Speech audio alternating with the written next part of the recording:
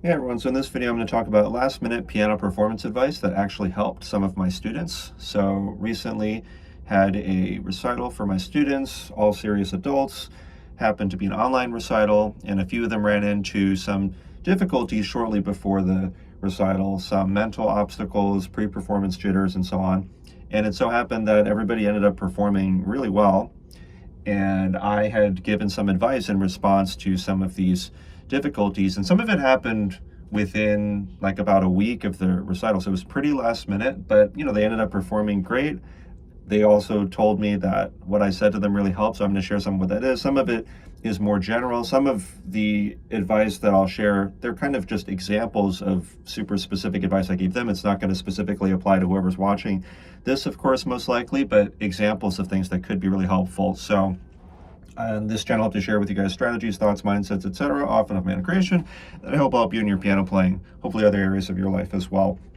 So I think I would start with one of my students. She had shared after, well, she'd done one of her practice performances for me and for some other students, and she shared that she had felt discouraged afterwards and basically had started to believe that nothing would improve the consistency of her performances. Now, thankfully, later I was able to turn this around, but I basically expressed that practicing this power of belief in yourself, not as a vague motivational thing, but as a practical thing to actually do in practice, is paramount. It's very, very important. Because if I really believe, if I tell myself, okay, that wasn't a good performance, I genuinely believe that nothing can help improve the consistency of my performances, I mean, that really will become a self-fulfilling prophecy.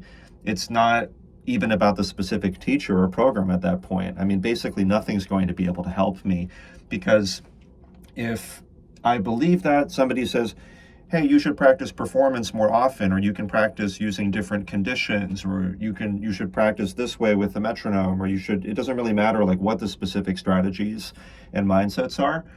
On some level, consciously or subconsciously or both, I will think, well, that probably won't work because nothing really can improve the consistency of my performances.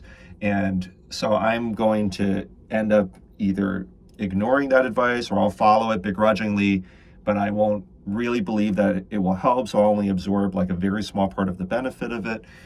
Or I may give up on the idea of performance altogether, likely, if I keep believing this over time. And so I told the student that actually, if we start from the standpoint of believing that there are many, many things that can help performance, and that in fact David knows many of them because he's performed on many different occasions, once I accept that premise, then of course I can start to install any advice or other things that I receive into my operating system, so to speak. So that's very important. And indeed, I believe that belief is something, what the thoughts that we think each day, these are things that also can and should be practiced. Like if a finger is raising, and I could go on and on about this, but I'll just try to keep it brief. If a finger is raising and we practice, let's say, relaxing that finger, and we do this for like a few minutes, we don't expect that this finger is going to just like stop raising altogether if this was a habit that we'd had for a very long time. So if I think, well, I practiced this for like a few minutes and it didn't work, so therefore I'm not going to practice relaxing anymore. I mean, that's kind of silly. It may take weeks, it may take months or longer, like if it's a habit that we've had for a very long time. And so if we've thought beliefs that are genuinely not helpful to us, that don't serve us in terms of performance, for instance, I mean, it likely follows that it's going to take some consistent work, mental work over time, thinking helpful thoughts, practicing helpful thoughts to ourselves over time until our inner, chemicals and hormones and all of those. I mean, I don't have like a super scientific explanation, but suffice to say that it will take practice over time to change our inner thought processes, but that there's much research to support that if we continue to think helpful thoughts each day, then eventually our insides will rewire and we will become more habituated in terms of thinking helpful, positive thoughts. So I think that that's really important, to believe in that power of belief. And in terms of specific practical performance advice, I actually have pulled up some of these conversations here. And here's an example of something I said to one of my students because I wanted to give examples of advice that's actually practical, specific, etc. So I said, super broadly, here are three categories of things, even though I'm sure there are many more categories, with a simple example from each. Examples of things that could help your performance practice. So first, like practice itself, if it's super nitty-gritty practice, one reason your performances aren't reliable is that when you practice at metronome equals 120, for instance, probably even slower, there are little sections that simply aren't strong enough, like they're not to a high enough quality. You need to isolate them and play them with a much higher quality each time. For hyper-specifics, we would have to get into live coaching, teaching of micro decisions on our next lesson, or maybe an analysis of a recording that you've made. So that's an example of, well, on the super specific practice end, there are like really particular decisions that we can analyze, we can critique, we can improve your strategy and decision making. And so if we can improve that, we can improve the quality of every of these little tiny areas that you're practicing. That will definitely lead to much stronger performance over time, and even over the very short term if we're very careful about it. Another category, second, performance. Another reason your performances aren't reliable is that you haven't become strong enough yet at things like slowing down on command. And that's one type of faking or moving on, which is very important in performance. So I did have a video that's something like how to stop rushing, add dynamics, and more on command. You can search it on YouTube. And this is basically the skill of whenever you want to, let's say that you're rushing, just telling yourself like, okay, I'm going to slow down now. And that is a skill that can be practiced, even when you're not in a real performance, of course. So when you're alone in the practice room, when you're practicing on your own, if you can practice even purposely rushing, and then, like, now I'm going to play slower, and then if your body can respond to that, then it's much more likely that when you're under performance pressure later, you'll be able to utilize that tool in your toolbox. So that is yet just another example of something that can help you with the consistency of your performances. So first we have an example of something that can help you in hyper-specific practice, like practicing in little tiny sections. We have an example of something that can help you in terms of performance practice, such as the skill of slowing down on command in this case. And then a third category of things would be mindset. A third reason your performances aren't reliable is that you may consistently think very negative, unhelpful thoughts to yourself after so-called bad performances. But, now I'm starting to give advice, like the advice I've given so far in this YouTube video, and I know that the student was working on that. So I'd express like, oh, I know that you're working on this. So all this super specific advice and the examples was to just show the student, even in the very short term, like only like a week or so to go until performance, like, hey, there's actually many, many things that can help. We're not going to work a miracle all of a sudden, but here are just some examples of things that you can start doing in these different categories. And apparently this was a great help to this student.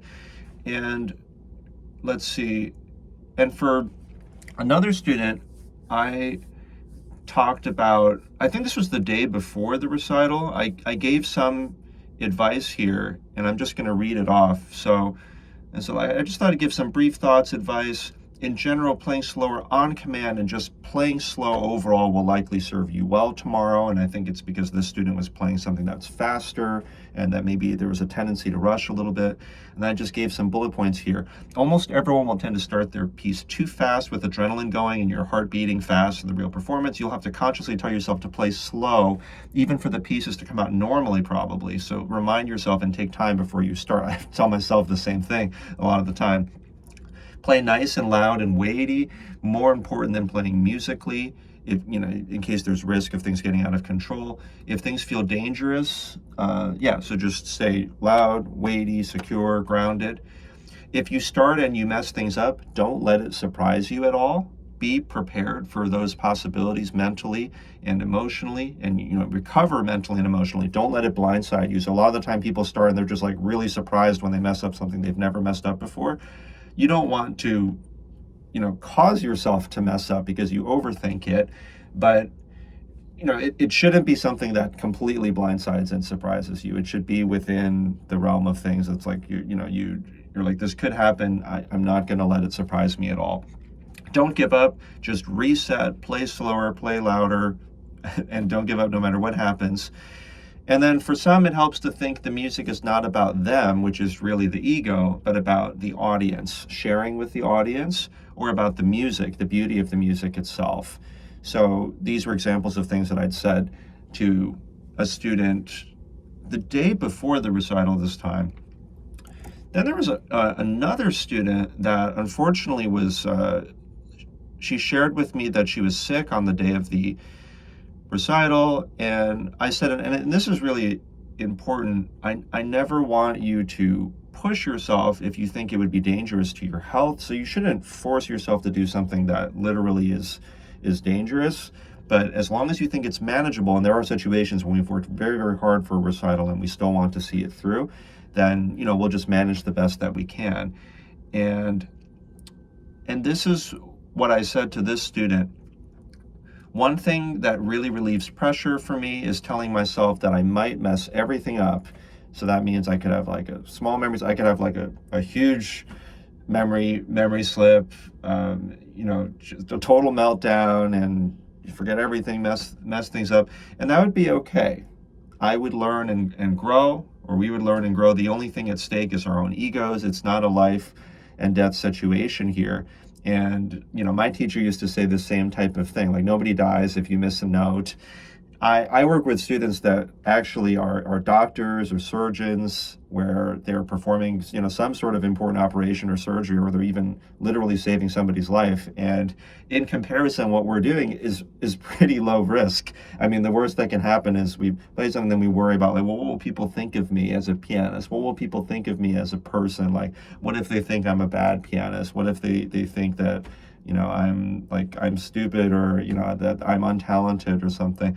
That's really the only thing that's at stake. And in fact, people are much more concerned with themselves. They're more worried about their own performances.